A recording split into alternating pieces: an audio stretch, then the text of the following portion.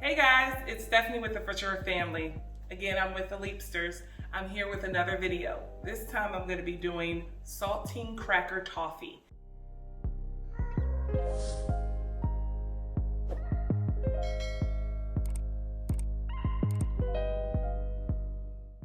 Three simple ingredients: brown sugar, saltine crackers, and butter, and anything else you want to add. First and foremost, I just want to thank you. I always like to start my videos with saying thank you because, like always, we wouldn't be here if it wasn't for your subscriptions and you watching our videos. Thank you to my brothers and sisters for your continued support. You always continue to push each other, and I just love that about us, that we just continue to keep doing what we're doing. We're almost at a 7,000, if not there already. And just thank you, thank you, thank you. If you haven't already subscribed, be sure to click that subscribe button, hit the bell for notifications, and let's get into this video.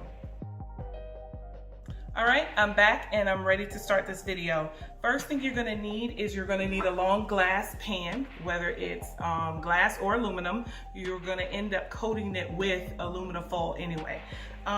Your ingredients, like I said, will be saltine crackers, brown sugar, dark, stick of butter, 2 sticks. And then these here will just be some toppings that I use. I would like to use some chocolate chips. I'm gonna melt that chocolate and put it on top of the toffee, along with putting some Heath toffee on it. Also, you can use M&Ms to decorate it. And I have some sugar sprinkles as well. And then I also have some colored sprinkles. So I'm gonna use all of these, probably use them on different batches just so you could see the different things that you can do with it. The first thing we're gonna do is we're going to line our pan. I have my aluminum foil.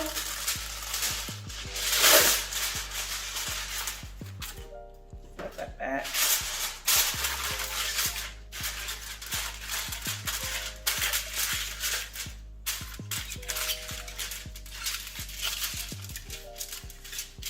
I just wanted to, I'm gonna spray it.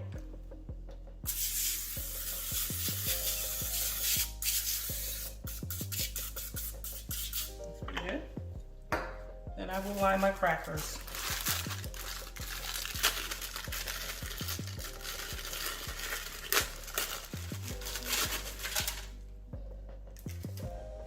And you're just going to put them in a straight line.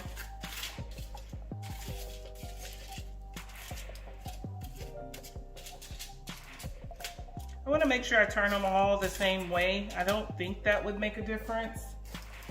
This recipe called for approximately 50 crackers, 2 sticks of butter, and a cup of brown sugar. So, I'm not sure if this is going to be 50. We got approximately 24. I saw some recipes where people were just, you know, they just threw the crackers on top of each other. They weren't even in a perfect order, but I want to get as much as on the side as possible. Okay, there you have it. That's the best that I can do for this one pan. And now we're going to make our toffee that's going to go on top. All right, so now that we have our crackers lined into our pan, it's time to make the mixture. Like I said, it was 2 sticks of butter, which I've cut into cubes, and a cup of brown sugar. While we're making our mixture, I'm going to turn on the oven to 325 and let that warm up.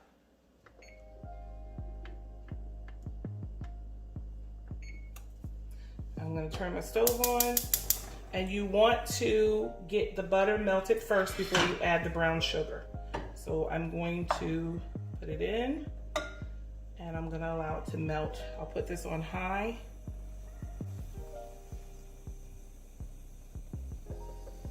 And with this, you want to constantly stir it when you get that brown sugar in, because you're only going to have the brown sugar with the butter mixture for approximately 3 minutes after everything has dissolved. And then you will boil it for 3 minutes, and that's it. You do not want it to, you don't want to overcook, and cause it to burn, because nothing smells worse than burnt sugar. All right, that butter is melted. So now I'm going to slowly add my brown sugar. Got some big chunks in there, so pour that all in. And I'm gonna constantly stir.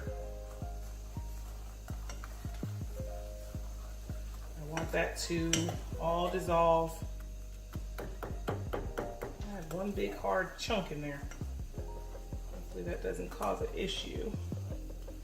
But you want to constantly stir so everything's dissolved into a mixture. Keep stirring. I'm gonna turn it down, because before, it has to be an even, consistent. So this is where I would say start stirring. They say to constantly stir. If you can see this, I'll see where it's starting to, you want to make sure it's going to pour good. I wanted to remove it from that heat a little bit. And it looks like it's starting to finally get a good mixture where it will pour evenly. But now you have to let it boil, so I'm gonna turn it up just a little bit, because it's supposed to boil for 3 minutes with you constantly stirring it. And the stove has not even heated up yet, so that lets me know that this is very quick.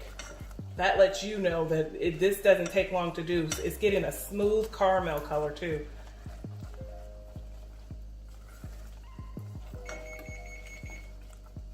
So that's kind of can be like a timer for you when that stove comes on.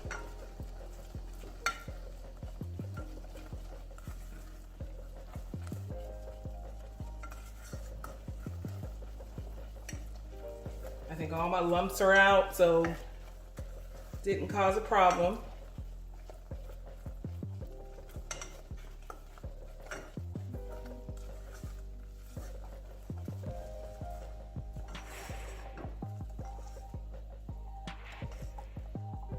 That's a good pour, a good consistency.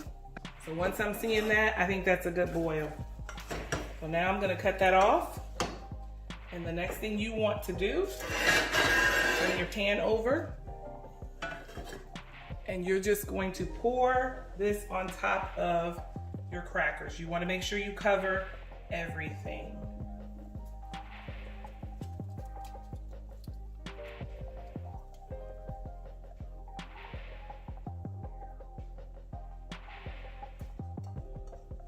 So even if it didn't cover, they say to smear it all on.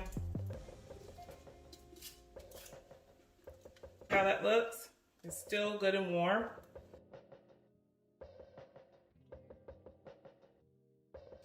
All right, I'm about to put it into the stove at 325 degrees. This is not hot, but approximately 6 minutes. There you have it, and we're gonna be right back. All right, while that's cooking, I got approximately about 2 or 3 minutes.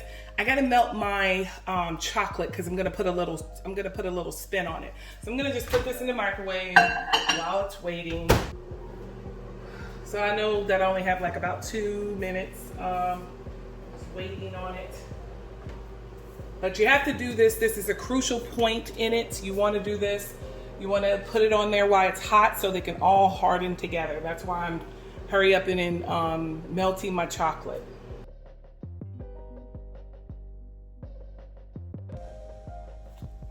Here we have it. I'm sorry I did this offline, but my chocolate has come out of the microwave and it's already good to go. I'm going to pull out the toffee and crackers. Just, it's, like I said, it only needs to be in that oven for approximately 6 minutes because you don't want to burn it. It's still going to be hot because you're gonna let it sit.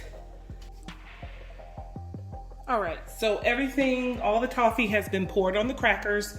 Originally I did say 325, but I realized that it's actually 400. So you're going to put this in the oven at 400. I'm letting my stove get hot, actually get hotter, because I did set it originally at 325, and then that will go in for 6 minutes.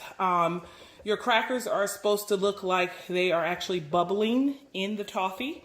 So that's how I realized that it needs to be at a higher temperature. So it's actually not going to be this light brown. It's going to be a darker brown. So once this preheats up to 400, I will put the crackers in for 6 minutes. All right, guys, I finally think I got it right. We're about 25 seconds from pulling it out. I'm looking at my timer, and it's the exact consistency that I wanted. You want it, ooh, it smells so good. You want it bubbling, and you also want it almost like floating into the mixture.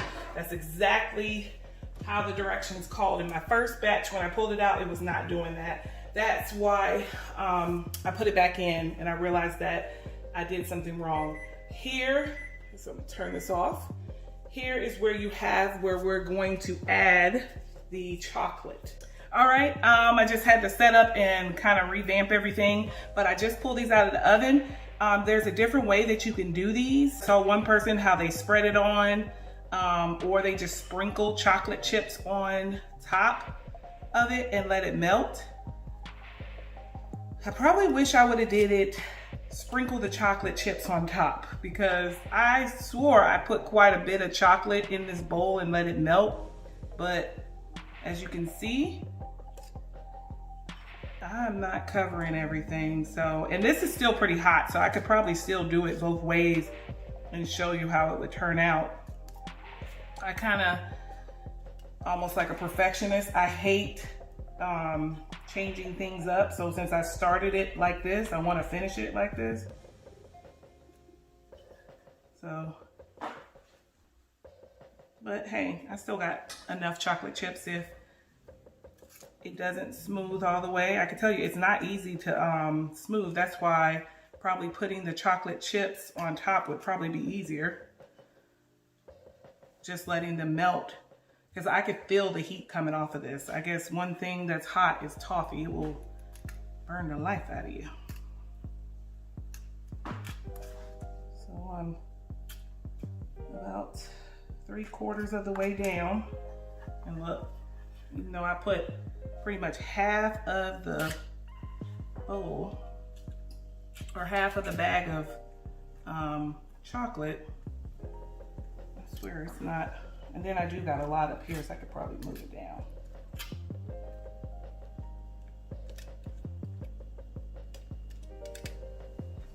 With it being hot, it worked. So I'm gonna set this aside. I'm gonna spread me some toffee. I got my toffee here. Just put a little bit on top here. I'm just gonna do one pan and do half and half, just so you can see. And I got my M&Ms. This is for some decorative. For Christmas, if you wanna bring this out. And this is probably even fun for the kids to do. I always like to try something first before I let my kids go at it.